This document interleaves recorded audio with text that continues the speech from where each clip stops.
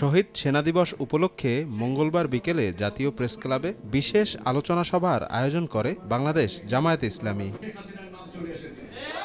সভায় দলটির নেতারা বলেন, ক্ষমতায় থাকতে শেখ হাসিনার নীলনকশায় পিলখানা হত্যাকাণ্ড ইতিহাসে জায়গা করে নেয়। ২৪-এ ছাত্র জনতার গণঅভ্যুত্থান না হলে পিলখানা ট্র্যাজেডি জাতির স্মৃতি থেকে মুছে ফেলা হতো বলেও উল্লেখ করেন তারা।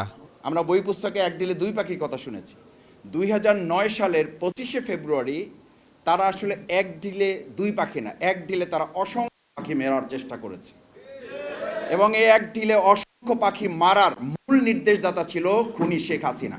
বেশ কয়েকজন সেনা শহীদ সেনা কর্মকর্তাদের পরিবারের লোকেরা বলেছেন, গত ১৬ বছরে আমাদেরকে মুখ খুলতে দেওয়া হয় নাই।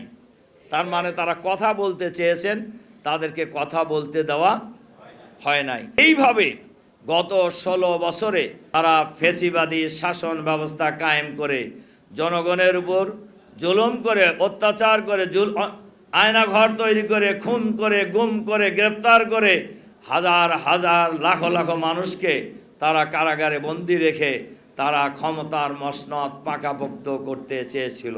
প্রধান অতিথির বক্তব্যে দলটির নায়েবে আমির ডাক্তার সৈয়দ আবদুল্লাহ মোহাম্মদ তাহের বলেন, চাঁদাবাজির বিরুদ্ধে মুখ খুললেই একটি দল তাদের বিরুদ্ধে কথা বলা হচ্ছে বলে মনে করে। পিলখানার ঘটনায় বিদেশি অপশক্তির হস্তক্ষেপ আছে উল্লেখ করেন তিনি।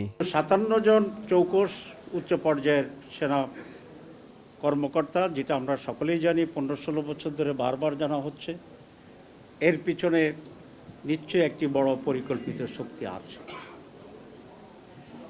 সেই পরিকল্পিত শক্তি ভারত। আমরা যখন বলি দেশে চাঁদাবাজি থাকবে না, কেউ কেউ মনে করেন আমরা তাদেরকে কন্ডেম করছি। কেন?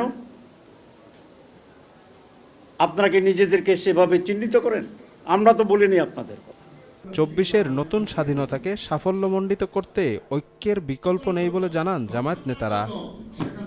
পিলখানা ট্র্যাজেডির সত্যিকার অর্থে কি হয়েছিল সেদিন, সেই বিষয়টি যেন সামনে আনা হয়। সেই ঘটনার পিছনে আসলে কুশীলব কারা, কারা দোষী, সেই বিষয়টিও যেন সামনে আনা হয়, সেই দাবি কিন্তু আজকের এই আলোচনা সভা থেকে বাংলাদেশ জামায়াত ইসলামীর নেতৃবৃন্দ যারা আছেন তারা করছেন। আলোচনা সভায় ঢাকার বিভিন্ন প্রান্ত থেকে দলটির নেতাকর্মীরা অংশ নেয়। শফিক মুন্সি, সময় সংবাদ, ঢাকা।